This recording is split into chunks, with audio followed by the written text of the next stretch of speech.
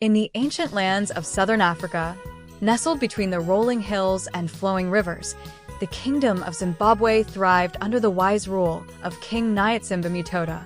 The king was known for his courage and integrity, leading a prosperous community that traded gold, ivory, and cattle with faraway lands.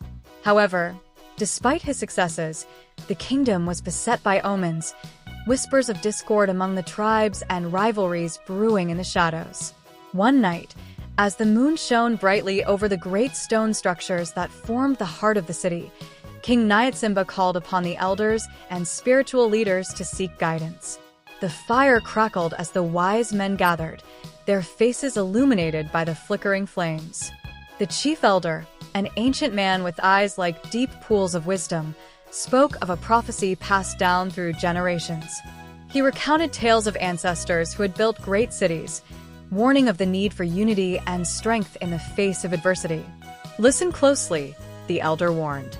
"The spirit of our ancestors watches over us, and they call upon us to construct a monument, a symbol of our strength and unity. Only through this can we withstand the challenges that lie ahead." Inspired by this prophecy, King Nyatsimba vowed to build a great enclosure, a fortress that would protect his people and symbolize their heritage. With determination burning in his heart, King Nyatsimba began to gather the finest builders, masons, and craftsmen from across his kingdom. He summoned artisans known for their skill in stone carving and construction, and soon, the village was alive with the sounds of hammers and chisels.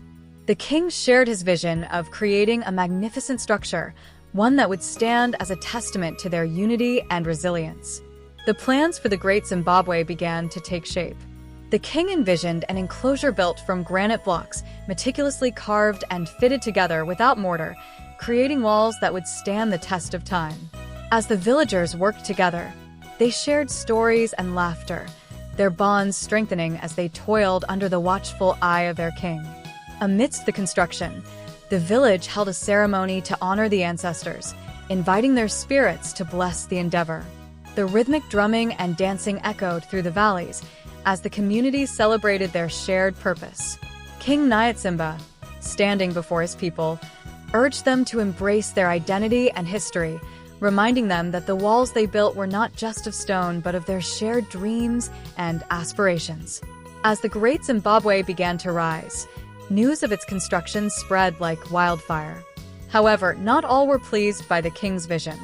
In neighboring territories, rival chieftains grew envious of King Nyatsimba's burgeoning power. They whispered among themselves, fearing that a unified Zimbabwe would threaten their own kingdoms. One such rival was Chief Gukurahundi, known for his cunning and ambition. He gathered his warriors and devised a plan to undermine the king. "We cannot allow this fortress to rise," he declared. "We shall sow discord among the tribes, spread rumors of betrayal, and weaken their resolve. Only then can we strike when they are vulnerable." Chief Gukurahandi's spies infiltrated the kingdom, spreading lies about King Nyatsimba's intentions, claiming he sought to enslave his own people and expand his territory through tyranny. As fear and doubt began to take root among the villagers, whispers of dissent spread through the streets, threatening to tear apart the unity that had been forged. The seeds of discord flourished as mistrust seeped into the hearts of the people.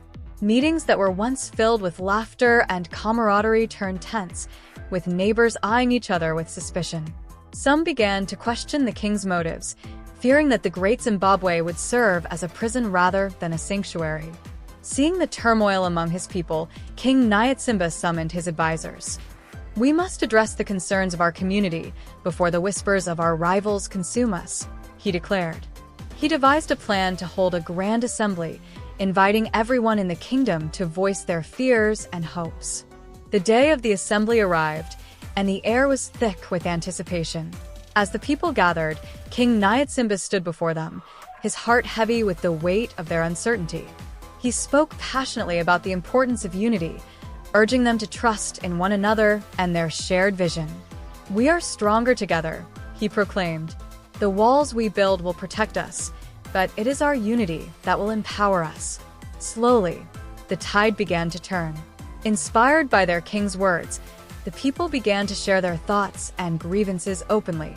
They discussed their hopes for the future, their dreams of a prosperous kingdom where children could grow without fear. In the days that followed, the villagers rallied together, rekindling their spirit of cooperation. They resumed their work on the Great Zimbabwe with renewed vigor, understanding that they were not just building walls, but a legacy. Each stone they placed carried their hopes, dreams, and shared history.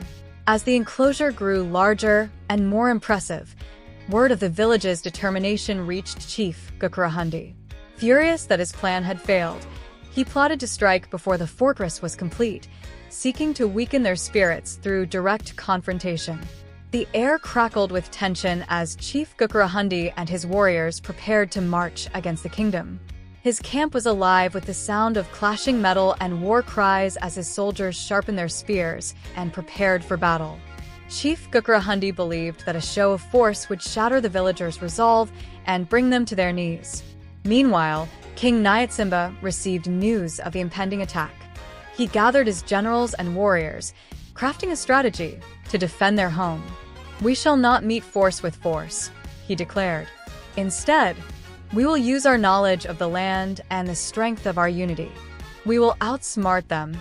The king called for a gathering of all able-bodied villagers, reminding them of the purpose behind the Great Zimbabwe. "This is not just a fortress. It is a symbol of our strength and resilience. If we stand together, we shall protect what we have built." As the sun rose, painting the sky with hues of orange and gold, the rival warriors marched toward the Great Zimbabwe. The villagers, now armed with determination, took their positions along the walls, their hearts pounding in unison. King Nyatsimba had prepared a series of traps and defenses, hoping to outmaneuver their attackers. When the rival forces approached, they found the gates of the Great Zimbabwe wide open, a calculated trick by the king. "They invite us in," Chief Gukrahandi shouted, sensing victory. But as his warriors charged forward, they were met with a barrage of stones and clever traps set by the villagers. The battle raged, but it was clear that the villagers, united in purpose, were not easily defeated. King Nyatsimba directed his forces with precision, using the landscape to his advantage. They engaged in a series of clever maneuvers, forcing Chief Gukrahandi's warriors into disarray. As the battle wore on, the sun began to set, casting long shadows across the battlefield. King Nyatsimba, witnessing the weariness of both his warriors and the rival forces, called for a final stand. "We fight not just for ourselves, but for our children and the future of our kingdom," he shouted, rallying his people. With renewed energy, the villagers pushed forward, their spirits unyielding. The wisdom of their ancestors and the strength of their unity flowed through them like an unstoppable river. Seeing his warriors falter, Chief Gukrahandi realized that he had underestimated the resolve of King Nyatsimba and his people. In a desperate attempt to turn the tide, he ordered a full frontal assault. However, the villagers, emboldened by their victory, launched a counterattack that caught the rival forces off guard. As the battle reached its climax, King Nyatsimba faced Chief Gukrahandi, who had pushed through to confront him. "You may have built walls, but they will not protect you from true strength," Gukrahandi shouted, raising his spear.